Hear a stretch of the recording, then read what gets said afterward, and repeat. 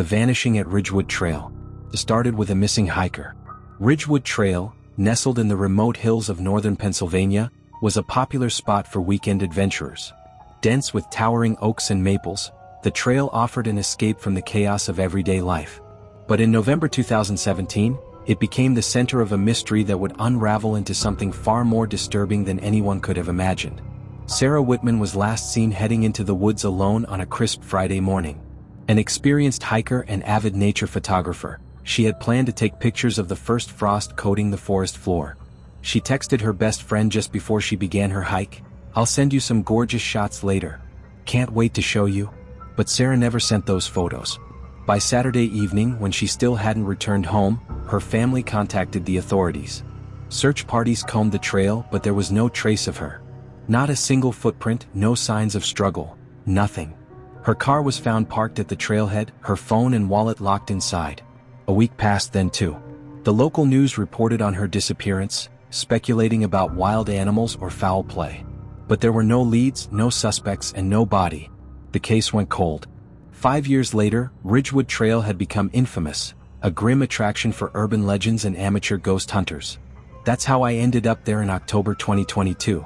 I'd been working on a podcast about true crime and unsolved mysteries, and Sarah's case seemed perfect for an episode.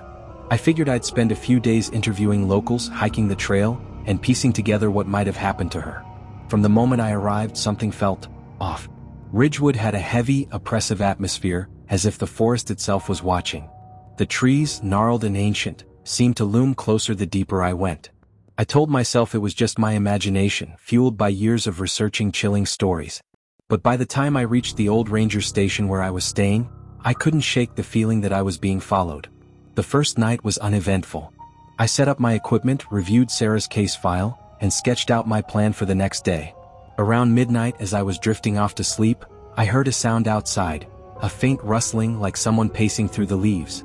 I froze, heart pounding, and strained to listen. But the sound stopped as suddenly as it had started. When I peeked through the window, the clearing outside was empty. The next morning, I met with local historian Greg Thatcher, who had lived near Ridgewood for over 40 years. He told me about the trail's dark history, stories of disappearances that stretched back to the early 1900s. "It's not just Sarah," Greg said, lighting a cigarette with shaking hands. 3 hunters went missing in 1964. A college student in 91. Every time it's the same.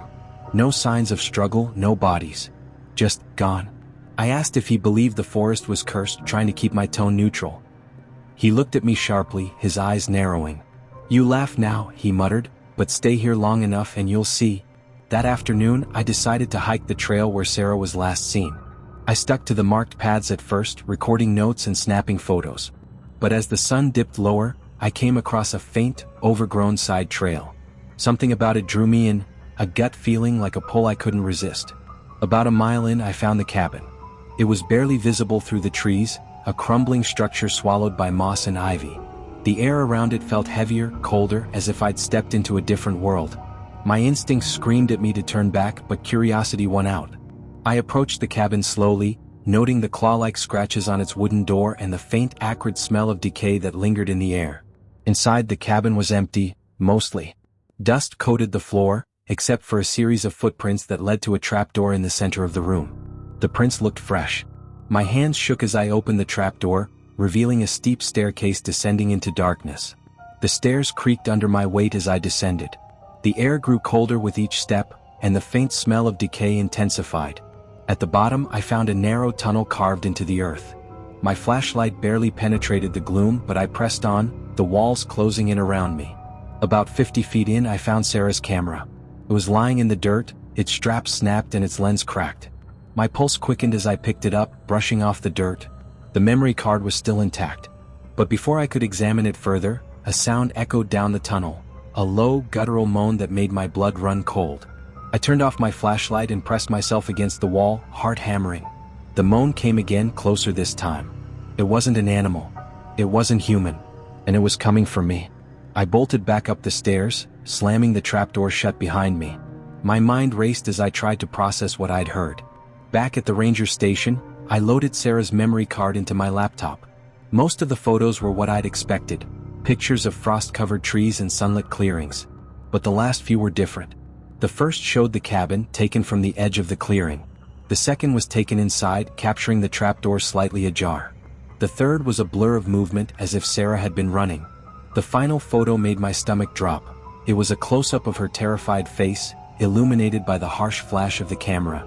Behind her, barely visible in the shadows, was a figure, gaunt, pale, and inhumanly tall, its eyes reflecting the light like an animal's.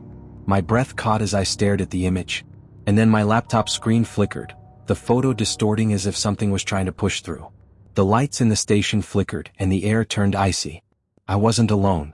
The next 24 hours were a blur. I packed my things and fled, abandoning my plans to finish the podcast. But Ridgewood wouldn't let me go so easily. On the drive home, my car radio crackled with static and a voice, low and guttural, whispered my name. My phone buzzed incessantly, each notification showing the same distorted image of Sarah's face from the camera. I never released the episode. I moved across the country, changed my number, and tried to forget. But at night, I still hear the moans, and in my dreams, I see the figure watching me from the shadows. I stopped going into the woods. Some places aren't meant to be explored, and some mysteries are better left unsolved. If you thought that was scary, wait until you hear this next story. The Phantom of Route 94. It was a night like any other. The stretch of Route 94 that ran between two small Midwestern towns was quiet, cloaked in darkness, with only the occasional headlights piercing the gloom. Truckers called it the dead stretch because of its desolation, but locals whispered other reasons. Stories of accidents, disappearances, and ghostly encounters that had plagued the highway for decades. On October 12, 2019, Ethan Harper, a traveling salesman, found himself driving the dead stretch after a late meeting. He wasn't a superstitious man, but as the clock inched past midnight, a strange unease settled over him. He dismissed it as exhaustion and turned up the radio, trying to push through the final hour of his drive. The music cut out abruptly, replaced by static. Ethan frowned, fiddling with the dial, but the static persisted. He glanced at his phone, no signal. Typical for this area. With a sigh, he decided to focus on the road, watching the double yellow lines unfurl like an endless thread beneath his headlights. A figure appeared on the shoulder of the road. Ethan saw it at the edge of his high beams, just a blur at first, but as he got closer, it resolved into a woman standing motionless by the guardrail. She wore a pale dress that fluttered in the wind, her long hair obscuring her face. Her hand was outstretched, thumb pointed upward. Ethan's first instinct was to keep driving. Who hitchhiked out here in the middle of nowhere? But as he passed her, something about her struck him. A frailty, a sense of desperation. Against his better judgment, he slowed and pulled over. The woman walked toward the car, her movements oddly stiff. As she climbed into the passenger seat, Ethan noticed her bare feet caked with dirt. She said nothing, staring straight ahead with an intensity that made his skin crawl. "Rough night?" he ventured, trying to break the silence. She turned her head slowly to look at him. Her eyes were unnaturally dark, as if they absorbed the light rather than reflected it. "Thank you for stopping," she said, her voice soft but hollow. "Most don't." As they drove, Ethan tried to coax more out of her. She gave her name as Lily and said she'd been stranded after her car broke down. Her answers were vague, her gaze distant, as though she were speaking from a place far away. When he asked where she was headed, she simply said, "Just take me down the road. I'll tell you when to stop." The unease that had been simmering in Ethan's gut began to boil. He'd picked up hitchhikers before, a hazard of traveling so much for work, but something about Lily didn't feel right. Her presence filled the car with an oppressive weight, and the temperature seemed to drop the longer she was there. "Do you know about this highway?" she asked suddenly, breaking the silence. "Do you know what they say?" Ethan glanced at her. "I've heard some things. Accidents, disappearances. Just small-town gossip, I'm guessing?" Her lips curled into a faint smile, but there was no warmth in it. "It's not gossip." Before he could ask what she meant, she pointed ahead. "Stop here." They had reached an old steel bridge, its rusted beams barely visible in the faint moonlight. The river below was black and still, a void that seemed to swallow all sound. Ethan pulled over, heart racing. Lily opened the door and stepped out, her bare feet silent on the cracked pavement. "Wait," Ethan called after her, stepping out of the car. "You can't just walk out here. Let me help you." She turned to face him, and for the first time he saw her fully. Her dress was stained with something dark, her skin pale as bone. Her eyes, those pitch-black voids, seemed to pierce through him. "You already have," she said. Ethan felt a rush of cold air, and the world seemed to tilt. Suddenly he wasn't on the bridge anymore. He was standing in the middle of the road, headlights bearing down on him. A horn blared and he jumped out of the way just in time, landing hard on the shoulder. When he looked up, the car was gone. So was Lily. Shaken, Ethan drove to the nearest gas station, desperate for answers. The clerk, a tired-looking man in his 60s, raised an eyebrow when Ethan asked about Lily. "You're not the first to see her," the man said, sliding a yellowed newspaper across the counter. The headline read, "Local woman drowns after car plunges off Route 94 bridge." The date was October 12, 1997, exactly 22 years earlier. The photo was unmistakable. It was Lily. Ethan swore he'd never drive Route 94 again, but a year later, on October 12, 2020, he found himself back on the dead stretch. He told himself it was coincidence, but deep down he knew better. The radio cut out as he approached the bridge, and a figure appeared in his headlights. This time he didn't stop. Brace yourself, because the next story is even more disturbing. The silence in Blackwood Forest. In the early autumn of 2021, Blackwood Forest became the focal point of a mystery that gripped the small Appalachian town of Willow Creek. The forest, dense and labyrinthine, had always carried an air of menace. Locals avoided it after dark, warning outsiders of disorienting trails and strange noises that seemed to follow those brave enough to venture in. None of this deterred Rebecca Moore, a freelance journalist chasing her next big story. She was investigating a string of vanishings that dated back decades, the most recent being a teenage boy named Connor Hayes. The boy had disappeared just a week earlier after going into the woods on a dare. Search parties had found no trace of him. No footprints, no belongings, no evidence that he had ever been there. Rebecca arrived in Willow Creek on October 3rd. She stayed at a rundown motel on the edge of town, a place that smelled of mildew and regret. Her plan was simple: interview locals, gather information, and maybe take a quick hike into the forest to see if she could uncover anything overlooked by the authorities. Her first stop was the diner, where she ordered black coffee and a slice of pie. It wasn't long before the owner, an older woman named Linda, struck up a conversation. Linda's face darkened when Rebecca mentioned Blackwood. "That place ain't right," Linda said, lowering her voice. "It's been swallowing people for as long as I can remember. Hunters, hikers, kids. They all go in and they don't come back. Do you think it's someone living out there? Some kind of recluse?" Rebecca asked. Linda shook her head. "It's not a someone. It's the forest itself." Rebecca dismissed Linda's warnings as small-town superstition.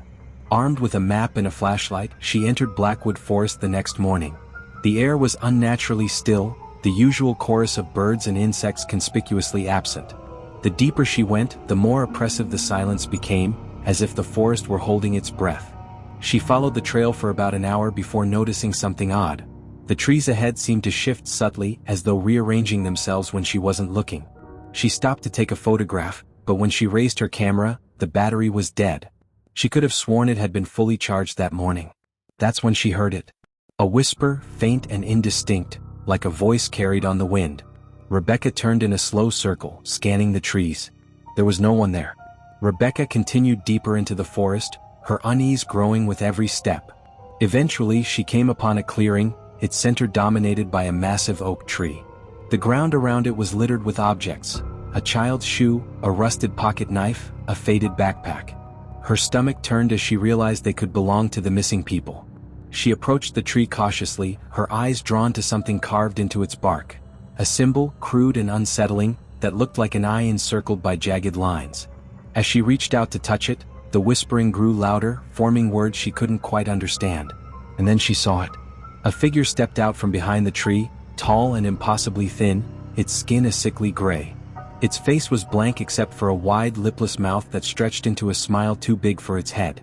Rebecca froze, paralyzed by a primal fear she had never experienced before.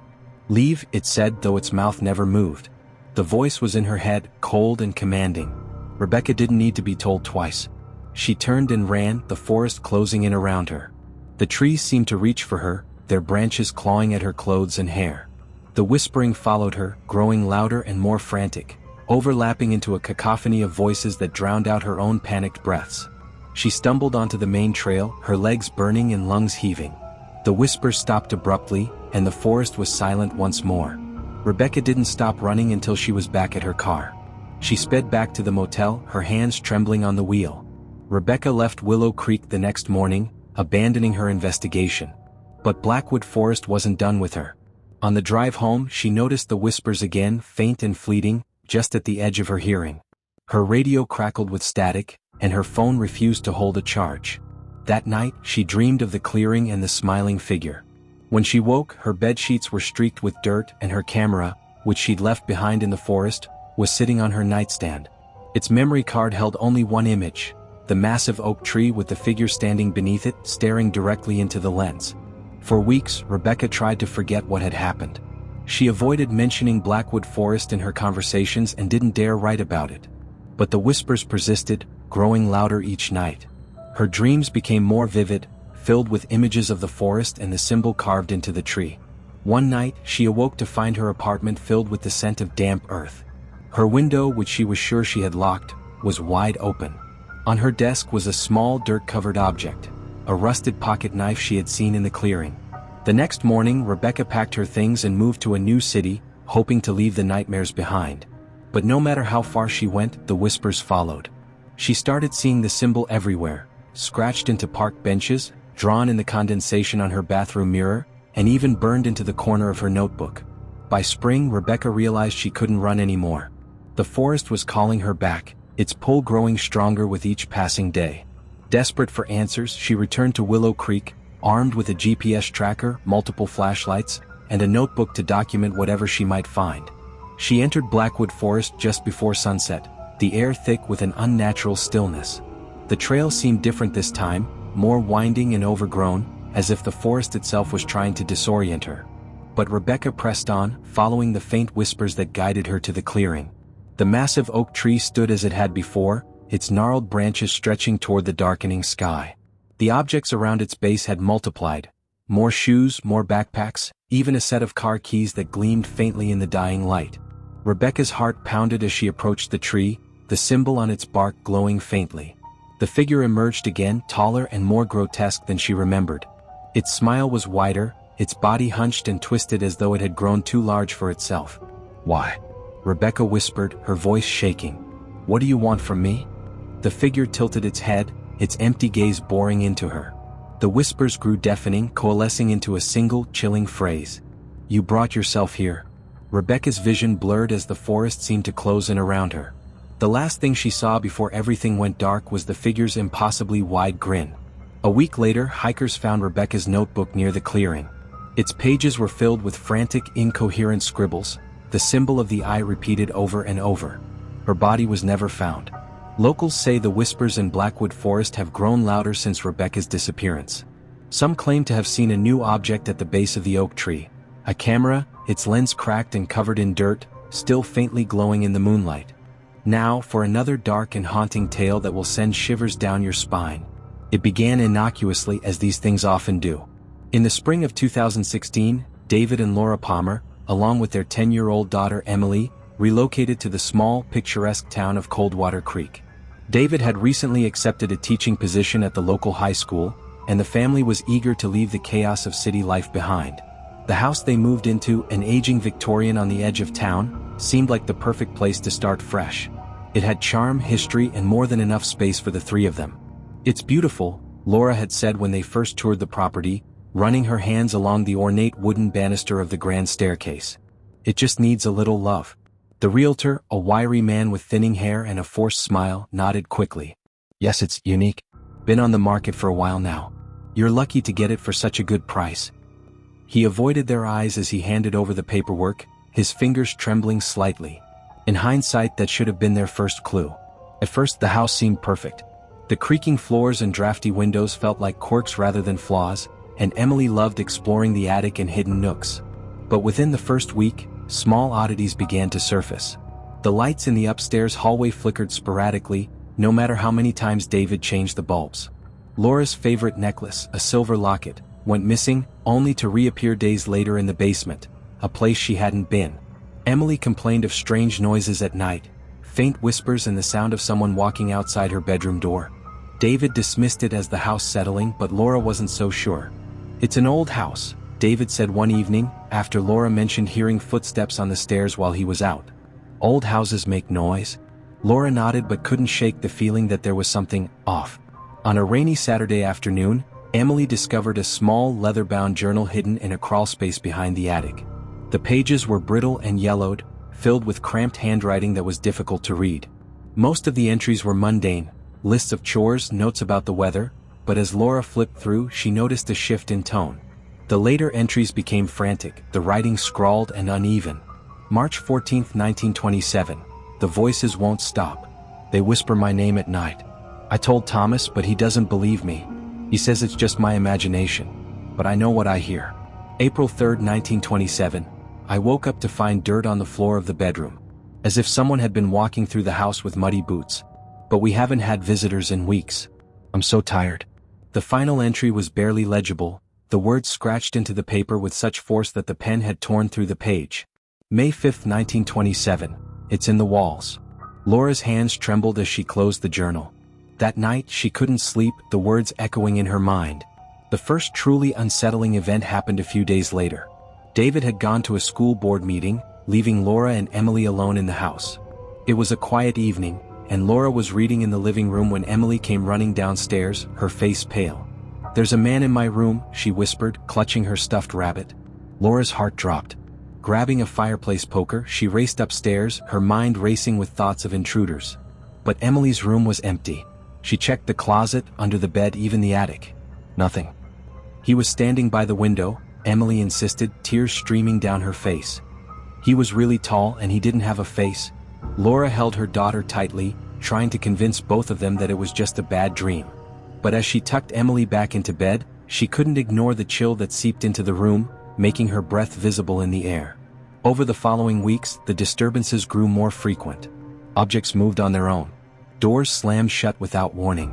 Laura woke up one night to find Emily standing at the foot of their bed, staring at the wall with a blank expression. "Emily?" Laura whispered, her voice trembling. Emily didn't respond. Her eyes were glassy, her lips moving soundlessly.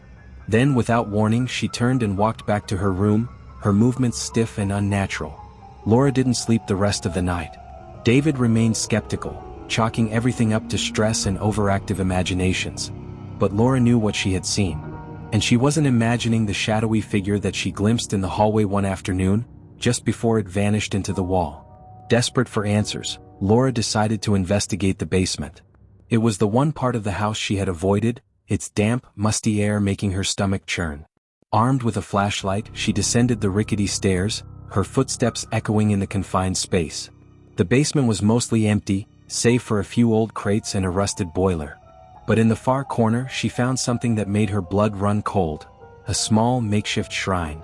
Candles, long extinguished, surrounded a faded photograph of a young woman. Scratched into the concrete floor was the same symbol she had seen in the journal, an intricate spiral encircling an eye. Suddenly the flashlight flickered and the temperature plummeted. A low, guttural growl resonated from the darkness, sending Laura scrambling up the stairs. She slammed the door behind her, her hands shaking so badly that she could barely lock it. After her experience in the basement, Laura began digging into the history of the house. She visited the town archives, poring over old newspapers and property records. What she discovered chilled her to the core. In 1927, the house had been owned by a man named Thomas Hargrove. His wife, Margaret, had reportedly gone mad, claiming to hear voices and see figures in the house. One night, she vanished without a trace. Thomas claimed she had run away, but neighbors suspected foul play. The house had changed hands several times since then, each new family leaving abruptly, often under mysterious circumstances. Armed with this knowledge, Laura confronted David, begging him to take the situation seriously. But before they could make any decisions, the house made one for them.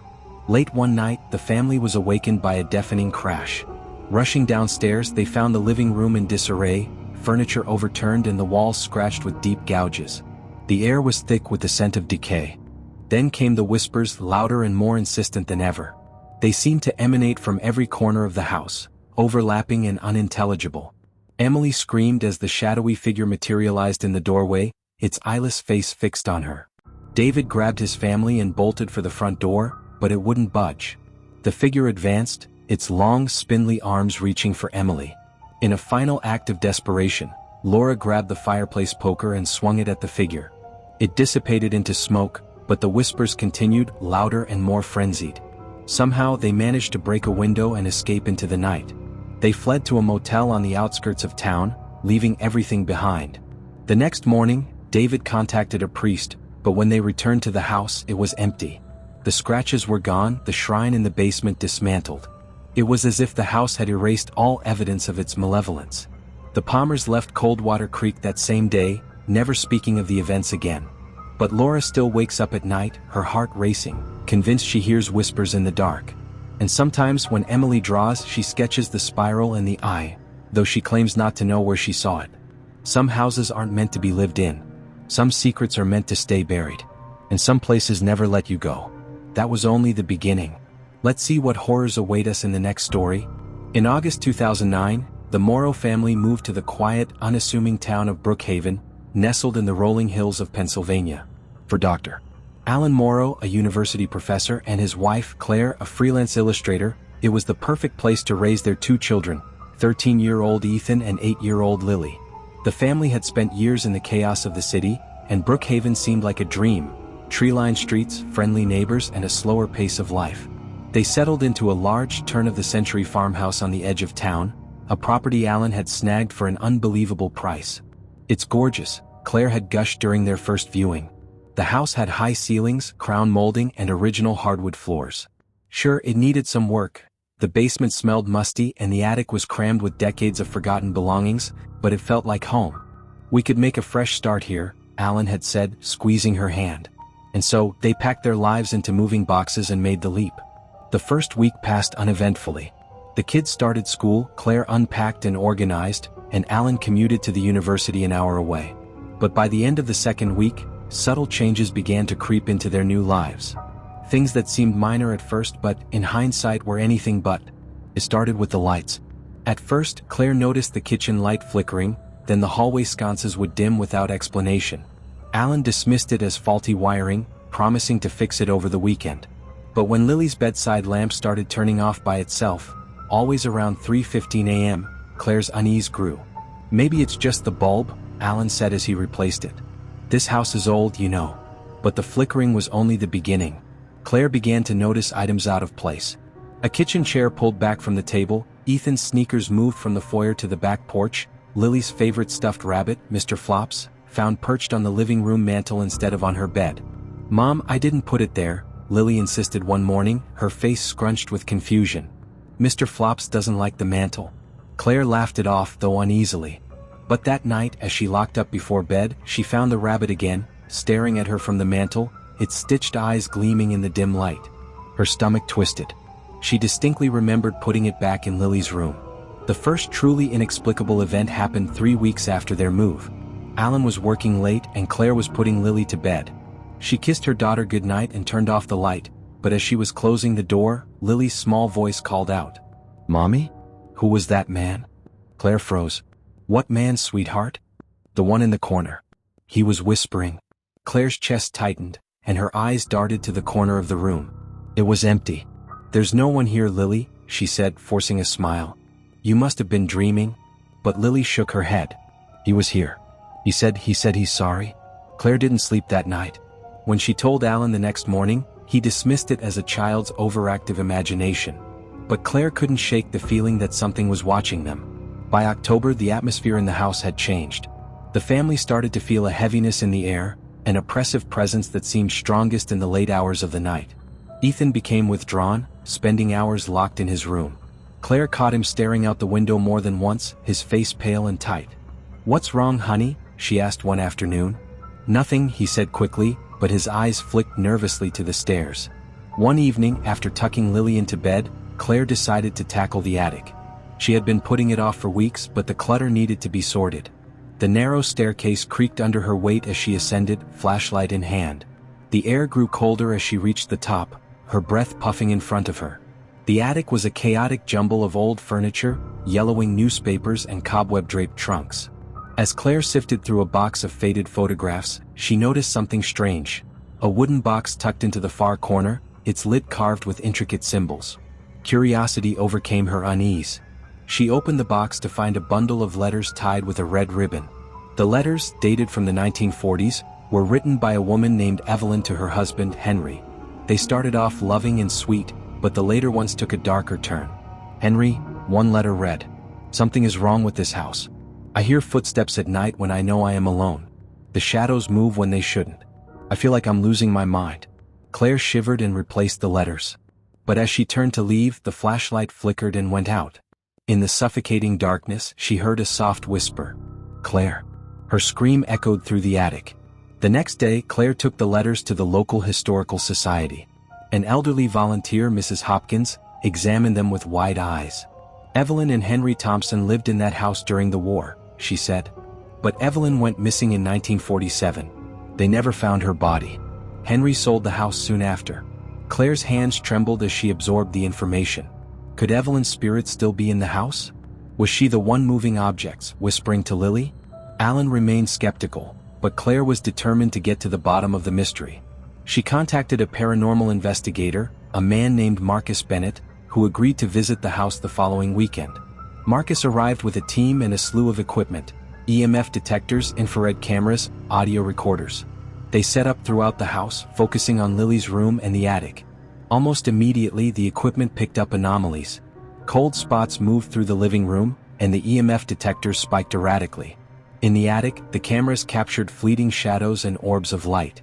But the most chilling discovery came from an audio recording taken in Lily's room.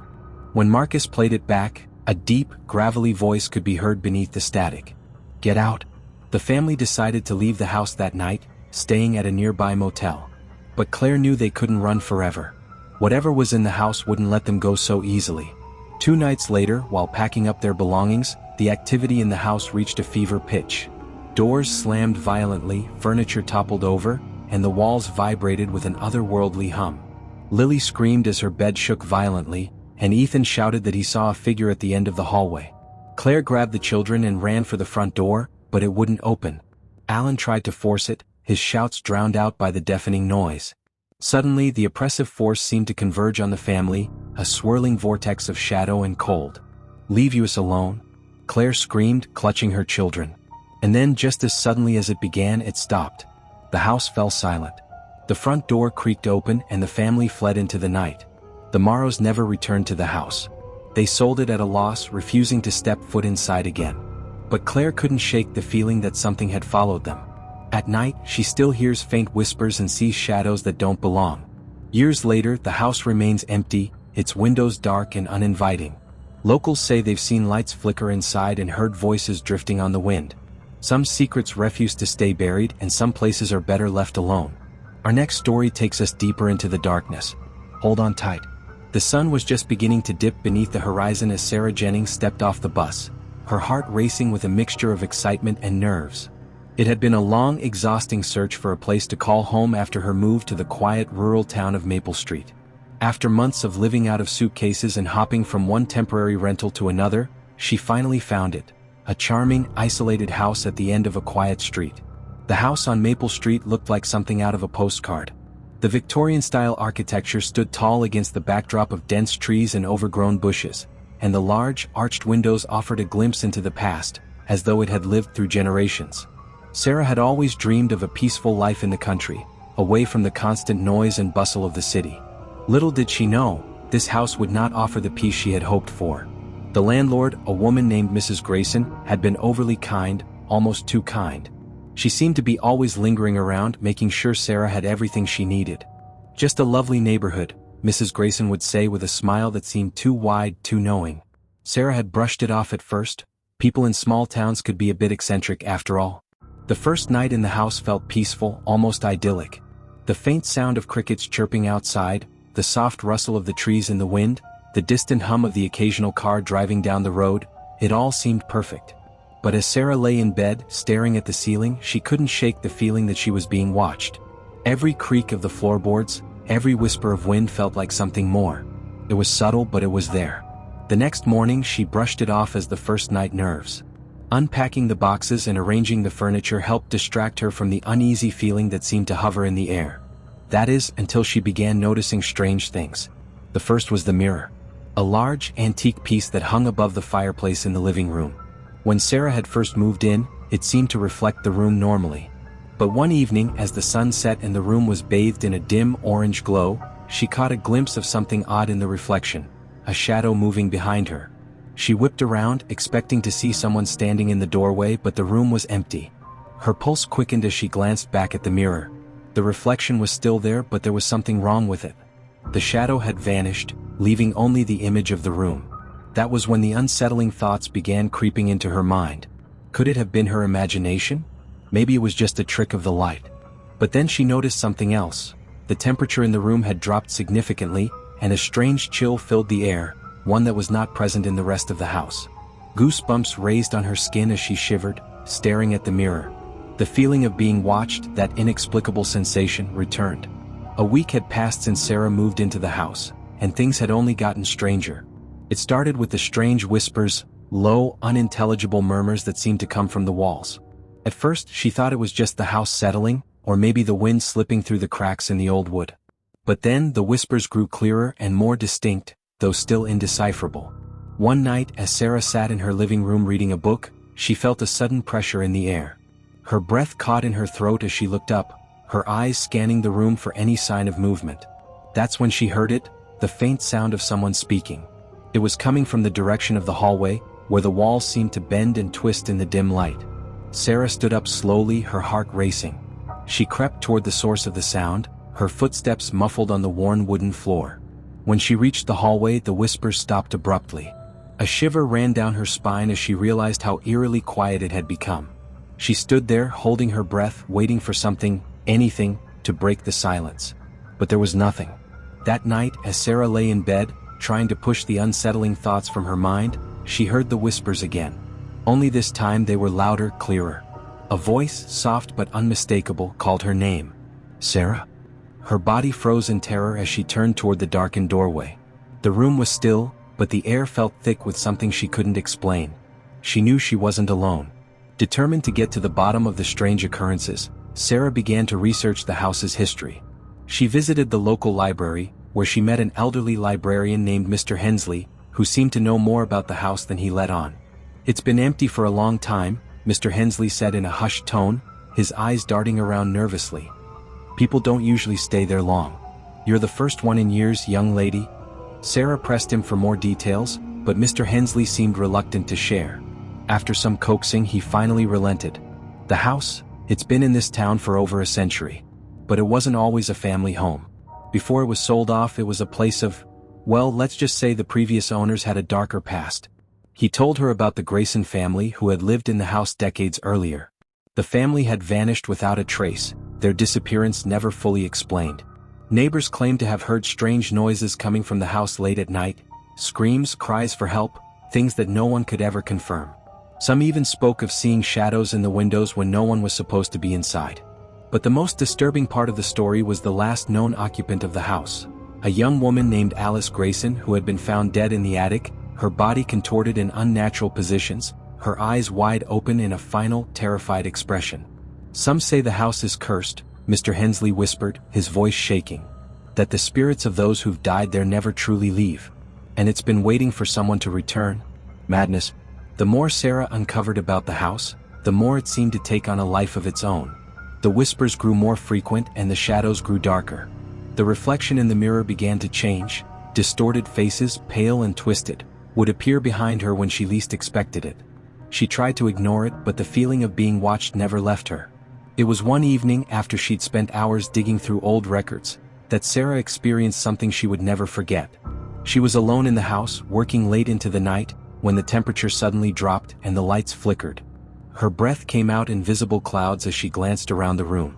The whispers were now louder, more distinct, almost like they were forming words. She stood up, her heart pounding in her chest, and turned toward the hallway.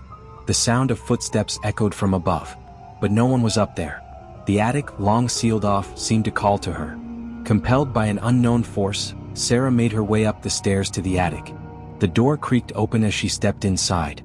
The room was filled with old furniture covered in dust, cobwebs hanging from every corner. But there, in the farthest corner of the room, she saw it, a figure standing in the shadows.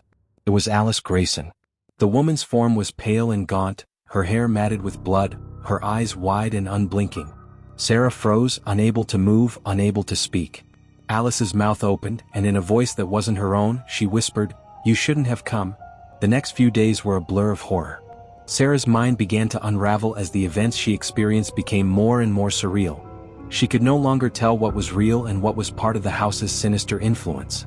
The whispers followed her everywhere, and Alice's figure would appear in mirrors and shadows in the corners of her vision. The final straw came one night, when Sarah awoke to find the house in total darkness. The power had gone out and the air was suffocatingly still. She heard footsteps, slow and deliberate, echoing from the hallway.